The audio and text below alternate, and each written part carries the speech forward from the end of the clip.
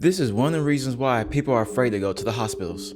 On July 9th of 2022 at St. Mary's Hospital over in Grand Junction, Colorado, an employee of the hospital, let's call her Cindy, was doing her rounds around the ICU.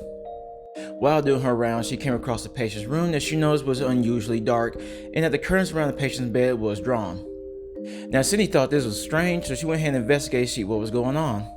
And that's when she noticed 62-year-old Christopher Lambros, who was in the room with the patient taking a selfie, where the patient was in an exposed position where her gown was above her chest and her sheets was down below her no-no areas.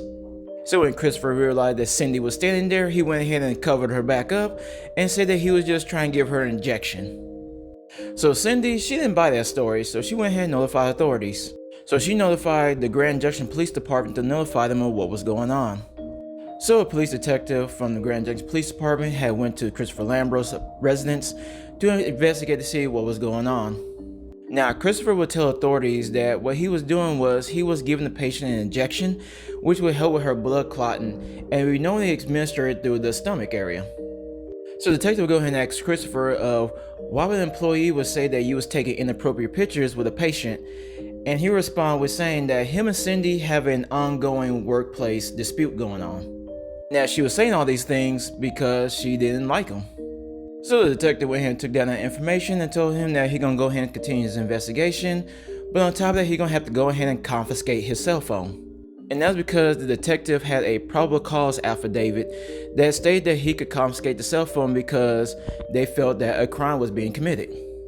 Now, upon taking the cell phone and handing it off to the forensic team, they had uncovered some unthinkable things on his phone. Because on his phone, they found not just hundreds, but maybe even thousands of photos and videos of him doing inappropriate things with female patients while they were unconscious. Because the thing was, Christopher wasn't just any kind of employee that worked at the hospital. He was actually a registered nurse that worked there. And he'd been working there for over 10 years. And while further going through his phone, they realized that some of the pictures go as far back as 2016. Now, the Grand Junction Police Department had to reach out to the Secret Service Department because they realized like some of the data was deleted, and so they used their help to try to recover some of that information, in which they found out that there was over 4 terabytes of information that was deleted.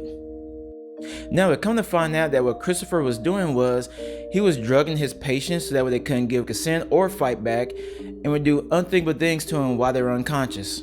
Now, this is known as DFSA, which is known as Drug Facilitated SA. I can't say the rest of it is due to guidelines. Now, what that entails is that a person will administrate some kind of substance to render the person unconscious so that they are unable to resist or consent to anything that happens to them. It's going on the same line of if somebody at the club put something in your drink. Now, in one of the videos, they had shown him whispering to the camera, telling himself not to delete this and that he should keep these forever because this is his Dexter collection. And this is what I mean by Dexter collection. He based what he was doing off the TV show Dexter that aired from 2006 to 2013.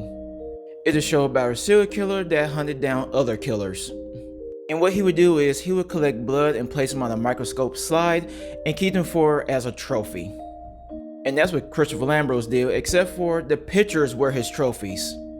So with all the evidence they collected, in October of 2022, he gets arrested.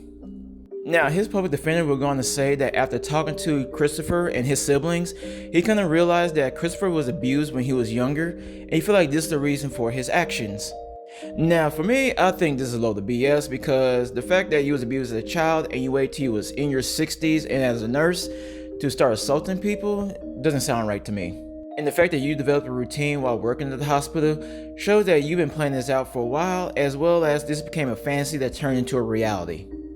Now, due to the amount of evidence that was up against him, he went ahead and pled guilty to 6 counts of felony attempts SA, and where each count has a 3-year and 8-month sentence to each one, till it has a total of 22 years. Upon being released, he has to do an additional 2 years of parole, but since he did 410 days in jail, he was credited those days. As of right now, he is currently staying at the State Correctional Facility in Colorado.